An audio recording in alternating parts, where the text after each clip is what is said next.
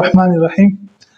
آج یکم رمضان 2023، انشاءاللہ آج سے ہم تاریخ اسلام کا کورس کا آغاز کریں گے، جس میں سب سے پہلے میں آپ کو تاریخ کی تعریف اور معنی بتاتا ہوں کہ تاریخ کا معنی کیا ہے اور اس کی تعریف کیا ہے۔ کسی کو معلوم ہے تاریخ کا معنی کیا ہے؟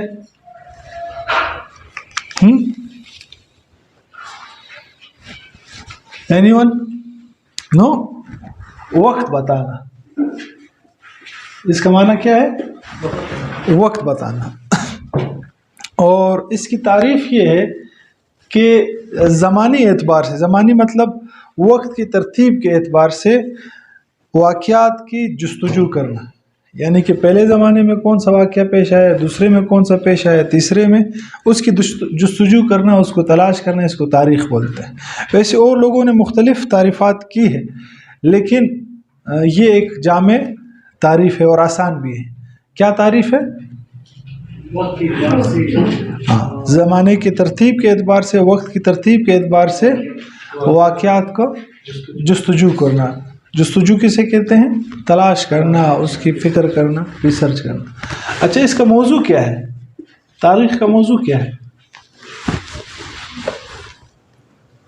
ابھی ہمارا جو موضوع ہے وہ اسلام ہے، وہ تو تاریخ کا اسلام ہے۔ گزرے ہوئے جو وقتوں میں جو حالات واقعات پیش آئے ہیں ان کو بتانا۔ موضوع اس کا جو ہے انسان ہے اور زمانہ ہے۔ ہر جو سبجیکٹ ہوتا ہے نا، اس کا ایک موضوع ہوتا ہے۔ جیسے قرآن ہے، قرآن کا کیا موضوع ہے؟ انسان اس کا موضوع ہے۔ انسان کے بارے میں بات کرتا ہے کہ پہلے کیا تھا، بعد میں کیا ہوگا، دنیا میں کیسے حالات گزارے گا، برزخ میں کیا کرے گا، آخرت میں کیا کرے گا، پھر یا جنت ہو گیا جہنم۔ یہ انسان کا موضوع قرآن کے حساب سے۔ تاریخ کا جو موضوع ہے وہ کیا ہے؟ انسان اور زمانہ، کہ انسان کے بارے میں بھی بات چیت ہوتی ہے اور زمانے کے بارے میں بھی، کہ پہلے زمانہ ہے، دوسرا زمانہ ہے، کون سی تاریخ ہے۔ تو یہ ہو گیا، ٹھیک ہے؟ یہاں تک بات کلیئر ہے؟ اچھا، اس کے مقاصد کیا ہے؟ تاریخ کے اغراض و مقاصد کیا ہے؟ کیا فائدے ملتے ہیں ہمیں؟ کیا مقصد ہوتا ہے؟ تاریخ کو انسان کیوں پڑھتا ہے؟ Any one? گڈ۔ ایک یہ ہے کہ اس سے ہم عبرت و نصیحت حاصل کر لیں، جو ہم نے غلطیاں کرنی ہے اس سے ہم بچ جائیں، کہ پہلے زمانوں میں جنہوں نے غلطیاں کی ان کی غلطیوں سے ہم سیکھ لیں کہ وہ غلطی ہم نہ دہرائیں، عبرت حاصل کر لیں کہ پہلے زمانوں میں یہ گناہ انہوں نے کیا تو ان کے یہ عذاب اس پہ آیا، انہوں نے یہ غلطی کی تو ان کو یہ سزا ملی، تو ہم وہ غلطی نہ دہرائیں۔ ایک مقصد یہ ہوتا ہے۔ اور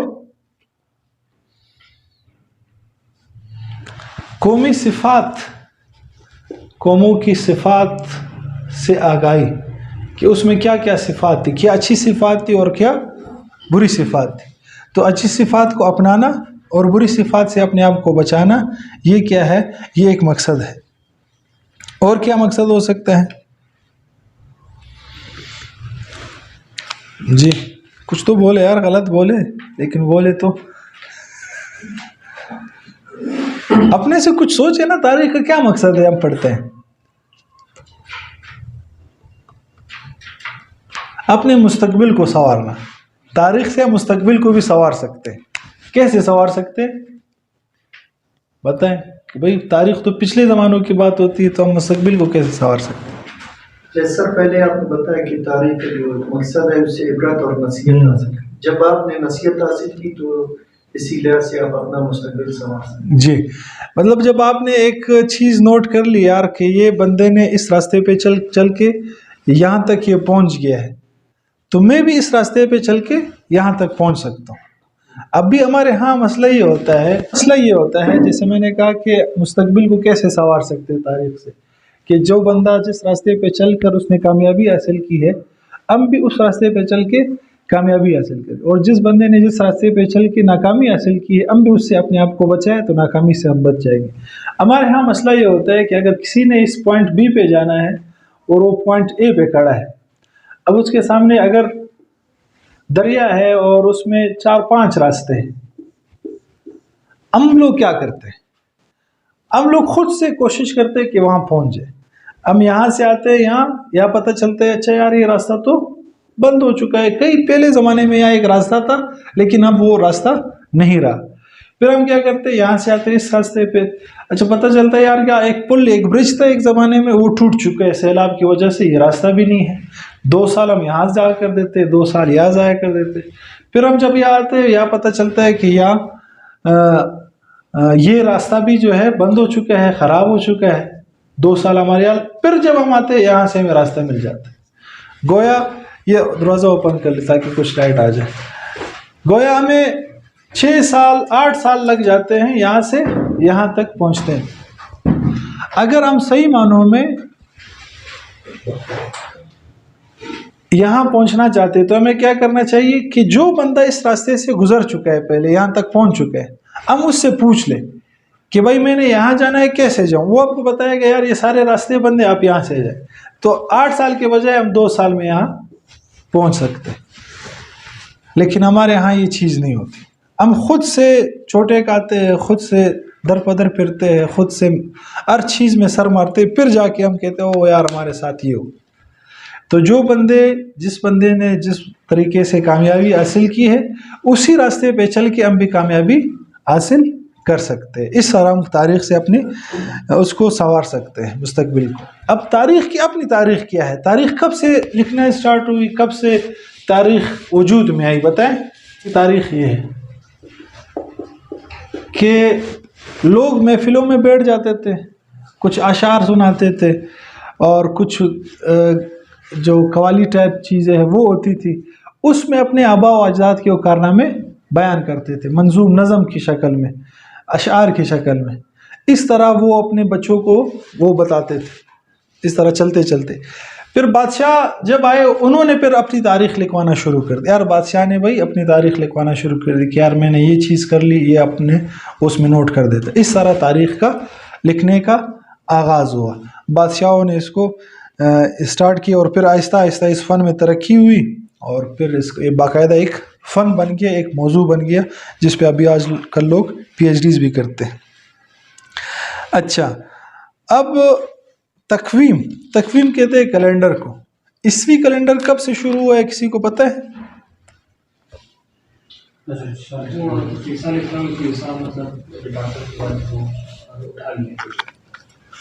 اچھا, پہلے زمانے میں جب نوح علیہ السلام, کیونکہ آدم علیہ السلام کے بعد پھر جب نوح علیہ السلام آئے تو پھر وہ جب ساری دنیا غرق ہو گئی تو اس سے پھر تاریخ لکھتے تھے کہ بھائی نوح علیہ السلام کے اتنے سال بعد یہ واقعہ ہے. پھر عربوں نے حضرت ابراہیم علیہ السلام کو جب آگ میں ڈالا گیا اس سے تاریخ لکھنا شروع کر دی کہ یار اس واقعے کے اتنے دن بعد یا اتنے سال بعد.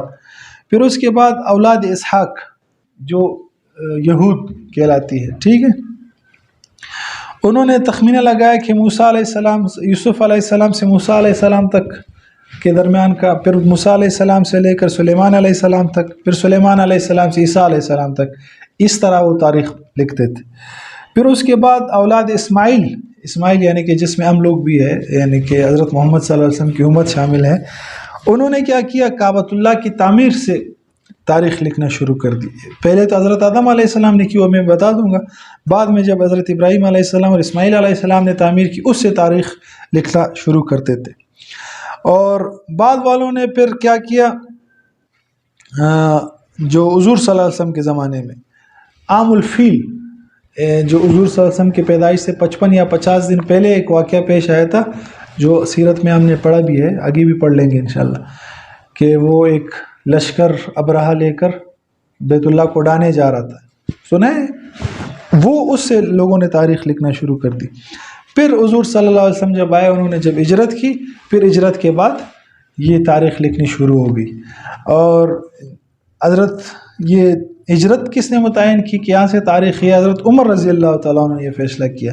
ایک روایت ہے کہ حضرت عمر رضی اللہ تعالیٰ عنہ کے پاس ایک خط آیا, اس میں لکھا ہوا تھا کہ شعبان میں لکھا گیا یہ خط. تو انہوں نے کہا کہ شعبان, اب کیسے پتہ چلے گا کون سے سال کے شعبان میں لکھا گیا؟ پھر مشورہ ہوا کہ بھائی کیا کیا جائے, تاریخ کی آغاز کہاں سے کیا جائے. کسی نے کہا کس دن سے, کسی نے کہا کس. تو حضرت عمر نے کہا کہ حضور کی ہجرت سے, کیونکہ اسی وقت حق اور باطل کا فیصلہ ہو گیا تھا, ہجرت سے پھر آغاز ہوا. اب پھر یہ ہوا کہ بھائی سال کی ابتدا کیسے کی جائے, جیسے شمسی کے سال جنوری سے سٹارٹ ہوتا ہے, تو وہ پھر حضرت عثمان رضی اللہ عنہ نے فرمایا کہ محرم سے اس کا آغاز ہونا چاہیے, کیونکہ اس سے حج سے لوگ واپسی کرتے ہیں اور ایک نئی زندگی شروع کرتے ہیں, تو اس سے آغاز ہونا چاہیے. اور ایک فضیلت والا مہینہ ہے محرم, اس میں بہت سارے واقعات بھی ہوئے, تو پھر اس سے تقویم شروع ہو گئی اور محرم پہلا مہینہ چاند کے حساب سے شروع ہو گیا. ٹھیک ہے, 2 کیلنڈر چلتے ہیں, کون کون سے؟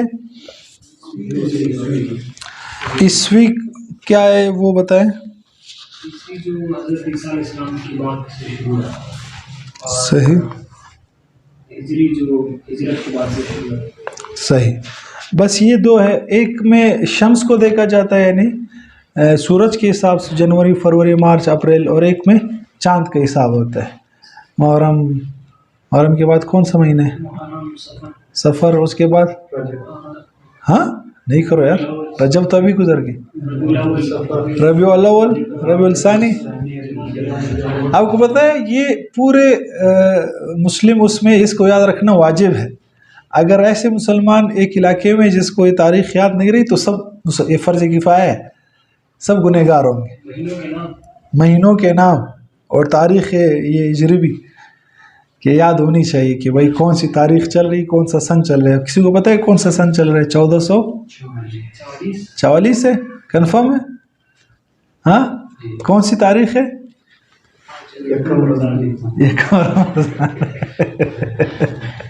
یکم رمضان ہے, رمضان کا مہینہ ہے, اور 1444 ہجری چل رہی ہے. یہاں تک بات کلیئر ہے. اب ہم آگے چلتے حضرت آدم علیہ السلام کے واقعے کے بارے میں. بتائیں حضرت آدم علیہ السلام کے واقعے میں کیا کیا آپ کو معلوم ہے, یا یہ بتائیں کہ دنیا کیسے وجود میں آئی. کتنے سال پہلے دنیا وجود میں آئی ہے؟ 500 سال بعد, پہلے 1000 سال پہلے, کوئی آئیڈیا؟ لوگ تو کہتے ہیں کہ بھائی دنیا کروڑوں سال پہلے وجود میں آئی اور انسان لاکھوں سال پہلے وجود میں ہے. لیکن جو آثار قدیمہ کے ماہرین ہیں, انہوں نے جو ریسرچ کی ہے, جو پرانے زمانے کے آئیڈیا وغیرہ کچھ چیزیں آثار ملے ہیں, وہ 7000 سال پہلے, اگر بہت زیادہ کر دو تو 10,000 سال پہلے. اس سے پہلے کہ کوئی آثار اب تک نہیں ملے, ہو سکتا ہے آگے مل جائے.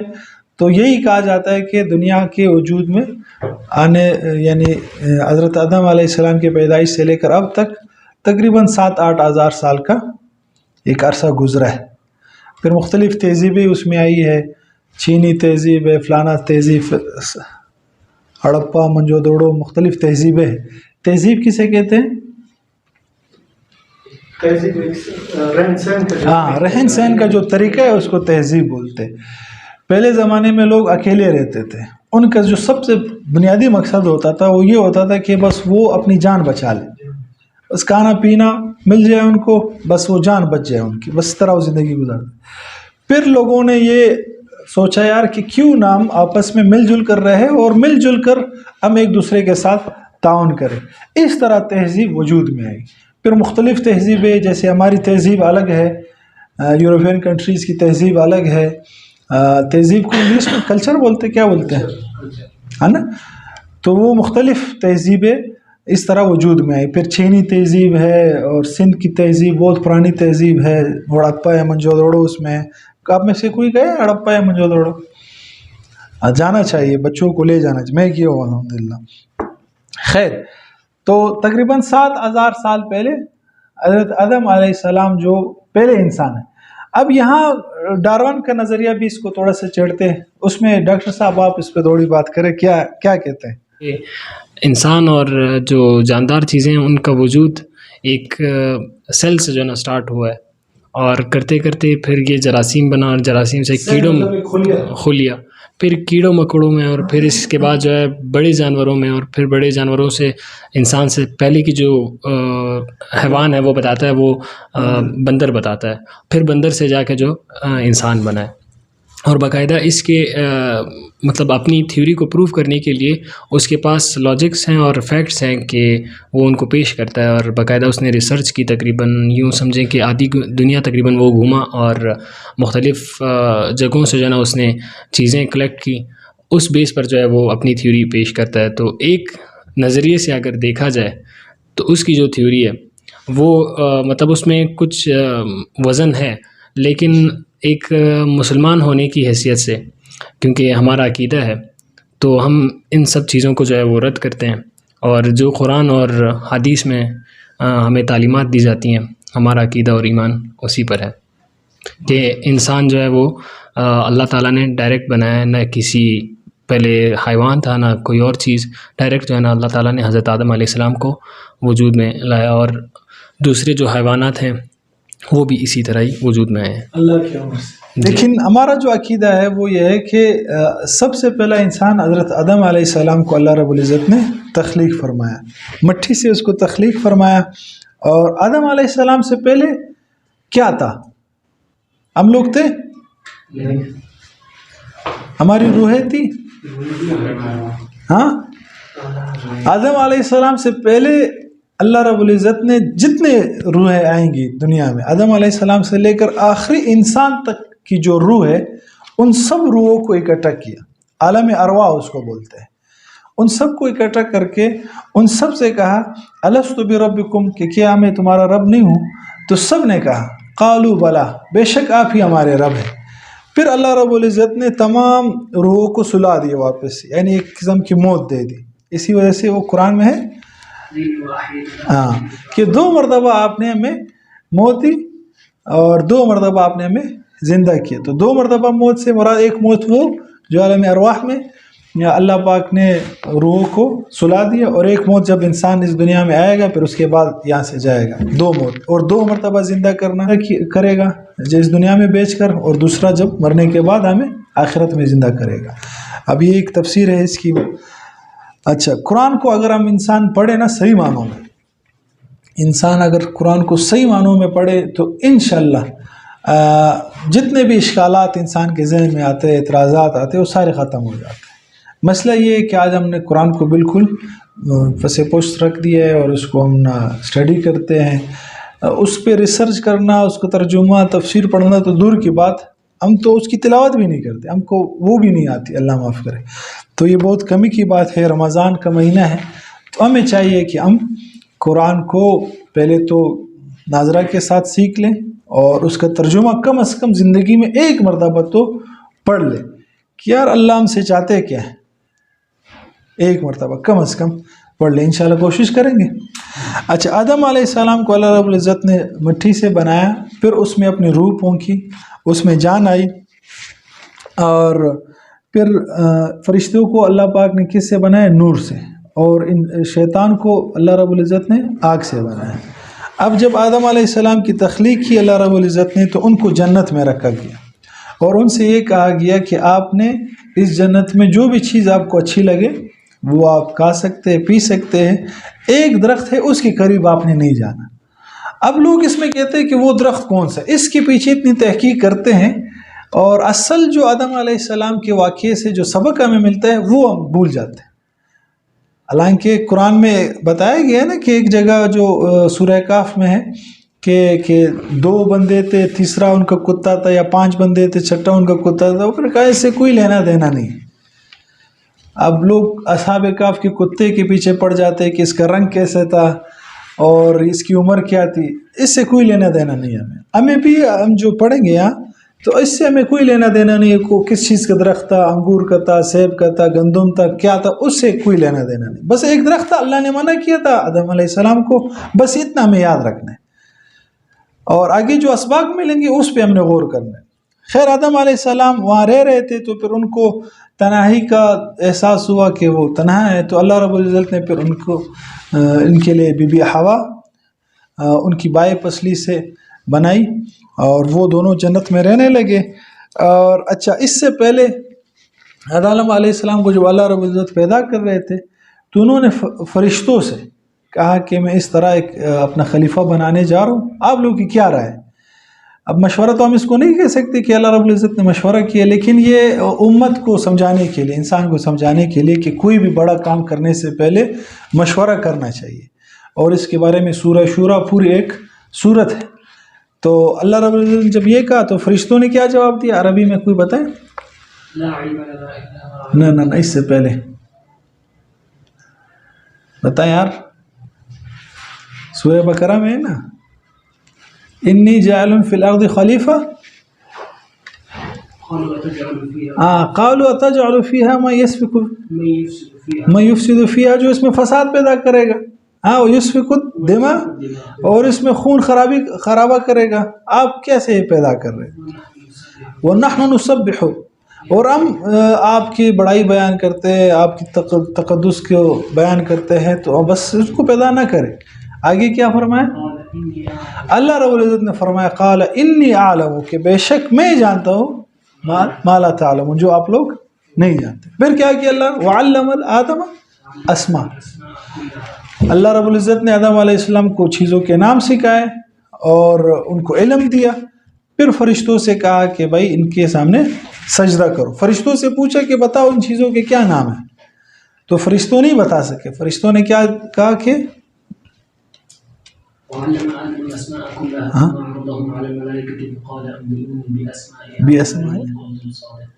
پھر فرشتوں نے کیا جواب دیا؟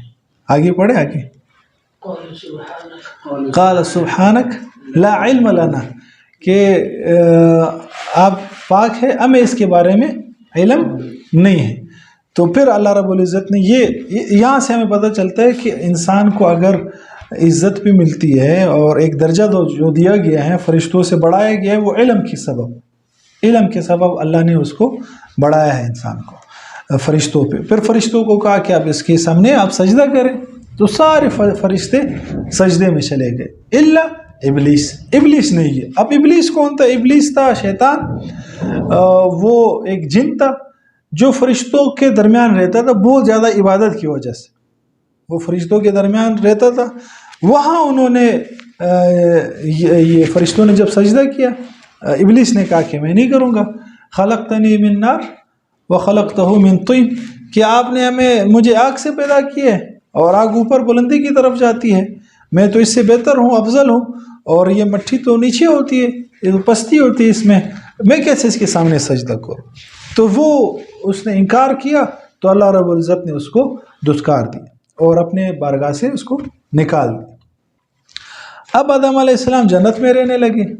اب بعض لوگ کہتے ہیں وہ جنت کہاں ہے، کون سی جنت تھی، اس کا نام کیا، وہی سے کیا لینا دینا. ٹھیک ہے، اب بعض روایت میں کہ وہ جنت خاص آدم علیہ السلام اور بی بی حوا کے لیے بنائی گئی تھی، اب اس کا وجود نہیں ہے، اللہ نے ختم کر دی. اور بعض کہتے نہیں کہ اب بھی ہے. بہرحال جو بھی ہے، ہمیں اس سے لینا دینا نہیں. ہمیں یہ سیکھنا ہے کہ حضرت آدم علیہ السلام کو پھر ابلیس نے آ کر واپس بہکایا. اب وہ کیسے آئے جنت میں؟ جب ایک دفعہ اللہ نے ان کو نکالا، اس پہ بھی مختلف اشکالات ہیں کہ وہ سانپ کی شکل میں آیا یا انہوں نے وسوسہ ڈالا. کیونکہ جب وہ شیطان جانے لگا تو اللہ رب العزت سے اس نے کہا کہ اللہ مجھے مہلت دے قیامت تک، میں تمہارا یہ جو تم نے ایک بندہ بنایا ہے آدم، اس کو اور اس کی اولاد کو میں بہکاؤں گا.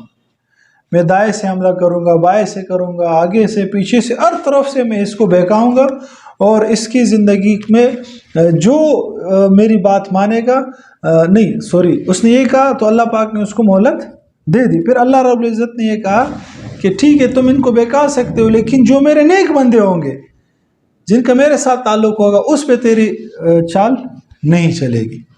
تو اس میں ہمیں یہ سبق ملتا ہے کہ شیطان ہمارا اس وقت سے ازلی دشمن ہے. اس وقت سے آدم علیہ السلام سے لے کر آج تک جتنے بھی انسان آ رہے ہیں اس کو وہ بہکاتا جا رہا ہے. تو کیا ہوا؟ اچھا، پھر شیطان نے جب یہ ان کو مہلت مل گئی اور یہ طاقت اللہ پاک نے اس کو دے دی کہ وہ انسان کو کے دل میں وسوسے ڈال سکتا ہے. یہ اللہ نے ان کو طاقت دی کہ انسان کے دل میں وسوسے ڈالتا ہے. وہ صرف وہ گناہ کا خیال ڈال دیتے ہیں، گناہ کرواتا نہیں ہے، صرف خیال ڈال دیتے ہیں، باقی انسان خود کرتا ہے. کہتے ہیں ہنسی آتی ہے مجھے حضرت انسان پہ، گناہ خود کرتا ہے اور الزام دھرتا ہے شیطان پہ. گناہ خود کرتے ہیں پھر الزام لگاتے ہیں شیطان پہ، اس نے یہ کر دیا. شیطان تو صرف وہ ڈال دیتے ہیں وسوسہ. قیامت کے دن بھی شیطان کہے گا کہ بھائی میں تو صرف کہہ رہا تھا کہ کر لو، باقی تو جواب تو آپ نے کہا جی حضور بھائی میں کرتا ہوں، تو وہ صرف وسوسہ ڈالتے ہیں۔ اب بعض لوگ کہتے ہیں کہ انہوں نے حضرت آدم علیہ السلام کے دل میں وسوسہ ڈالا کہ یہ جو درخت جس سے آپ کو منع کیا گیا ہے، اگر آپ اس کا پھل کھاؤ گے تو آپ زندگی بھر یہاں رہو گے اس جنت میں، اور اگر نہیں کھاؤ گے تو کچھ عرصے بعد آپ کو یہاں سے نکال دیا جائے گا۔ یہ وسوسہ انسان کے دل میں ڈالا آدم علیہ السلام اس کو چٹک دیا، لیکن بی بی حوا نے کہا کہ واقعی، اور شیطان نے قسمیں کھائی کہ میں تمہارا دوست ہوں، میں تمہارا وفادار ہوں، اور میں تمہیں دھوکہ نہیں دوں گا، یہ آخر ان دونوں کو انہوں نے کنونس کیا، شیطان نے کنونس کیا، اور آدم علیہ السلام سے ایک لغزش ہو گئی۔ اس کو گناہ ہم نہیں کہتے، لغزش کہتے ہیں۔ جو جتنے بھی انبیاء ہیں وہ معصوم ہیں، ان سے گناہ نہیں ہوتا۔ اب البتہ ایک لغزش، معمولی سے ایک غلطی لغزش اس کو ہم کہہ سکتے ہیں، وہ ہوئی۔ پھر جب یہ ہوا تو فوراً ان کے جسم سے جو لباس تھا وہ ختم ہو گیا، تو انہوں نے درخت کے جو پتے ہیں وہ اپنے شرمگاہوں پہ لگانا شروع کر دیے کہ وہ اپنے شرمگاہ کو چھپا سکے۔ پھر آدم علیہ السلام اور بی بی حوا کو اللہ رب العزت نے نیچے دنیا میں اتارا۔ اب مختلف روایتیں ہیں کہ ایک روایت یہ ہے کہ آدم علیہ السلام کو صفا پہاڑی پہ اتارا گیا اور بی بی حوا کو مروہ پہ اتارا گیا، اور ایک یہ ہے کہ آدم علیہ السلام کو سری لنکا میں اتارا گیا، وہاں بھی آج بھی ایک بڑا قدم کا نشان ہے، لوگ کہتے ہیں کہ یہاں آدم علیہ السلام کو اتارا گیا، اور بعض لوگ کہتے ہیں کہ نہیں، انڈیا ہے سری لنکا میں سرندیپ غالباً ایک علاقہ ہے، وہاں اتارا گیا۔ بہرحال جہاں بھی اتارا گیا ہمیں اس سے غرض نہیں، لیکن وہ دنیا میں یہاں ہے۔ اور بی بی حوا کو بعض کہتے ہیں جدہ میں اتارا گیا، کیونکہ جدہ عربی میں کہتے ہیں دادی کو، تو کہتے ہیں کہ ان کی قبر بھی ابھی بھی جدہ میں، واللہ عالم وہ ہے یا نہیں، لیکن خیر دنیا میں جب اتارا گیا، جب دنیا میں آئے تو آدم علیہ السلام رونے لگے، تو یہ دونوں یہاں اتارے گئے، اور عرفات کہتے ہیں پہچان کو، پھر یہ دونوں حضرت آدم اور ان کی پہچان عرفات میں ہوئی، یہ بھی ایک روایت ہے۔ بہرحال جو بھی ہے، میں بار بار اس لیے کہہ رہا ہوں کہ لوگ ان چیزوں پہ زیادہ پڑ جاتے ہیں، اور جو مین مقصد ہے، جو واقعات تاریخ سے عبرت حاصل کرنا ہے، اس کو چھوڑ دیتے ہیں۔ تو کیا ہوا، آدم علیہ السلام اور ان کی جہاں بھی ملاقات ہوئی، عرفات میں ہوئی، جہاں بھی ہوئی، اور وہ زندگی گزارنے لگے، تو آدم علیہ السلام بہت روتے تھے، جو غلطی انہوں نے کی تھی، لغزش کی تھی، اس پہ بہت روتے تھے۔ پھر اللہ رب العزت نے ان کو کلمات سکھایا۔ کون سے کلمات تھے؟ ربنا ظلمنا انفسنا وان لم تغفر لنا وترحمنا لنکونن من الخاسرین، یہ کلمات سکھائے، یہ کلمات انہوں نے پڑھے، پھر اللہ رب العزت نے ان کی توبہ قبول کر لی۔ اب ہوتا کیا تھا کہ حضرت آدم علیہ السلام اور بی بی حوا کے بچے پیدا ہوتے تھے، ایک لڑکا اور ایک لڑکی، یہ سلسلہ چلتا رہتا تھا۔ اب اصول یہ تھا کہ مثلا جمعے والے دن اگر پیدا ہوا ہے جوڑا، تو ایک جوڑا ہفتے والے دن پیدا ہو۔ اب جمعے والے دن کے جو لڑکا لڑکی ہے، ان کی شادی ہوتی تھی ہفتے والے دن کے لڑکا لڑکی سے۔ سمجھ آ رہی بات؟ کلیئر ہے نا؟ یہ سلسلہ چل رہا تھا کہ حضرت آدم علیہ السلام کا ایک بیٹا ہوا حابیل اور ایک ہوا قابیل۔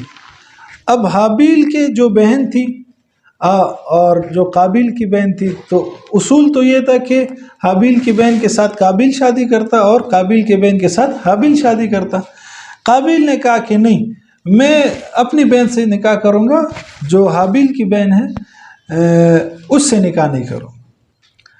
اور پھر انہوں نے نظر مانی، اور اپنی نظرانے کو جا کر پہاڑ پہ رکھ دے۔ پہلے زمانے میں ہوتا تھا کہ نظر مانتے پہاڑ پہ رکھ دیتے تھے، اس کو جلا دیتی تھی بجلی تو وہ منظور ہو جاتی، جس کو رہنے دیتی تو سمجھو کہ وہ مقبول نہیں ہے۔